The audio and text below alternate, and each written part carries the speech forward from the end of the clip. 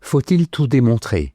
Thèse, nous ne croyons presque que ce qui nous plaît, nous dit Pascal. Il faut lutter contre cette erreur en recourant systématiquement à la démonstration. Antithèse, exiger de tout démontrer mène, à terme, à un scepticisme condamnable. Il est des choses évidentes et vraies qui ne sont pas démontrables. Thèse, on ne doit accepter comme vrai que ce qui est démontré. En effet, l'idéal du savoir consiste à définir les termes utilisés et à démontrer les propositions avancées. Cela afin que l'homme ne cède pas à la tentation de croire vrai ce qui lui plaît de croire tel. Premier argument, les deux entrées de l'âme. Selon Pascal, il y a deux entrées par où les opinions sont reçues dans l'âme. L'entendement, ou l'intelligence, et la volonté. La volonté, c'est l'intuition, l'instinct qui nous fait croire sans démonstration que certaines choses sont vraies. En effet, l'homme est porté à croire vrai ce qui lui plaît, mais la seule voie légitime est celle de l'entendement, et on ne devrait consentir qu'aux vérités démontrées. Deuxième argument, les règles de la méthode. La véritable méthode consiste en deux choses principales. L'une est de ne jamais employer de termes sans en avoir auparavant expliqué nettement le sens. L'autre est de ne jamais avancer de proposition sans la démontrer par des vérités déjà connues. Il s'agit de procéder toujours comme en géométrie, où tout ce que l'on pose est parfaitement démontré. Troisième argument, le choix des axiomes. Lorsque l'on a besoin d'une proposition de départ pour construire une démonstration, il faut s'appliquer à ne poser que des choses évidentes et n'admettre aucun terme un peu obscur ou équivoque. Il s'agit en fait de respecter la règle cartésienne. Ne jamais recevoir en ma créance aucune chose comme vraie que je ne la connusse évidemment être telle. René Descartes, Méditation métaphysique. En bref, une pente regrettable de la nature amène l'homme à croire sans démonstration les propositions ou affirmations qui lui plaisent.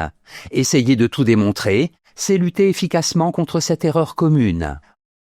Antithèse, tout n'est pas toujours ni démontrable ni à démontrer.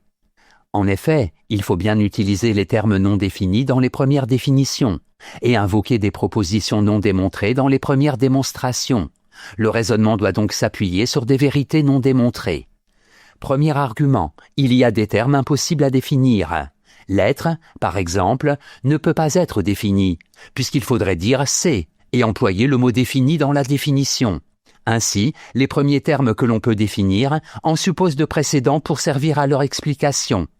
C'est pourquoi l'on arrive nécessairement à des principes de départ si clairs qu'on n'en trouve pas de plus clairs, mais qui ne sont ni expliqués ni démontrés. Deuxième argument, l'ordre géométrique est le seul possible. Un tel ordre ne consiste pas à tout définir, ni à ne rien définir, mais à ne point définir les choses claires et comprises de tous les hommes et à définir toutes les autres. Il ne consiste pas non plus à tout démontrer, ni à ne rien démontrer, mais à ne point prouver toutes les choses connues des hommes et à prouver toutes les autres. Troisième argument, certaines choses n'ont pas à être démontrées. Ce que nous ne pouvons définir, nous le comprenons sans avoir besoin de le définir. Ce que nous ne pouvons démontrer, nous en sommes si assurés intuitivement que seule la mauvaise foi peut nous en faire douter. Il y a, à côté des certitudes que donnent les preuves, celles qui sont fournies par la lumière naturelle. En bref, il ne faut pas demander à la raison qu'elle démontre absolument tout. Il faut seulement exiger d'elle que soit prouvée la vérité des choses qui ne sont pas évidentes d'elles-mêmes et ne tombent pas sous le sens. Synthèse. La raison humaine est incapable d'aller au bout de ses exigences. L'ordre le plus rationnel, qui est l'ordre géométrique, fait connaître à la raison ses limites.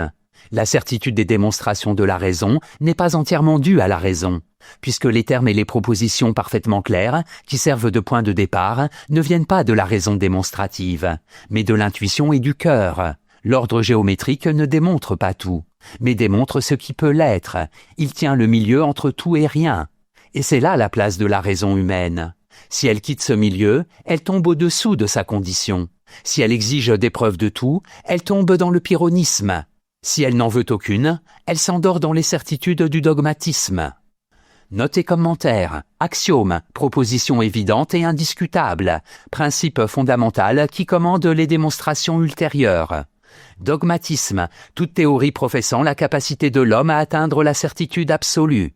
Équivoque, à double sens, caractère des termes qui peuvent s'entendre en deux ou plusieurs sens différents. Pyrrhonisme de Pyrrhon vers 364 à 275 avant Jésus-Christ. Scepticisme radical qui amène à renoncer à toute opinion et à suspendre son jugement. Citation. Certaines vérités ne peuvent se démontrer, mais comme la cause qui les rend incapables de démonstration n'est pas leur obscurité, mais au contraire leur extrême évidence, ce manque de preuve n'est pas un défaut, mais plutôt une perfection. Blaise Pascal, L'art de persuader.